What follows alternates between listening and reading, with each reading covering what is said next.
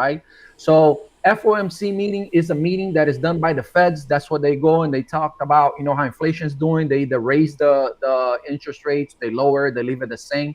Obviously, there was a couple of things going back and forth, right? People wanted Trump called for them to lower not only the Feds but also everybody in the world in general globally so they can stimulate the economy.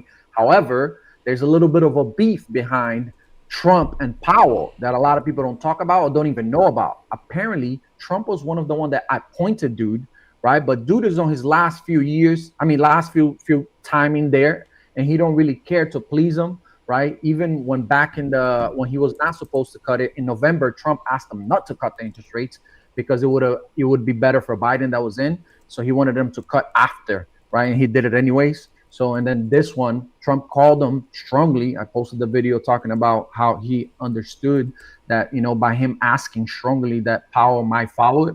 But I already knew that he wasn't going to do that because, he has a very strong stance, right? And he's not controlled by the president. He's appointed by government, but he technically works for the Federal Reserve, right? And the Federal Reserve, we all know, is not a government employee. They have the name federal on it, but that's about it, right? So he's part of that game. So he didn't cut the interest rate. He left it alone, and Wall Street predicted this. Those things are usually pretty good on predicting these things, right? Predicted that was going to leave the same and exactly at 4.5.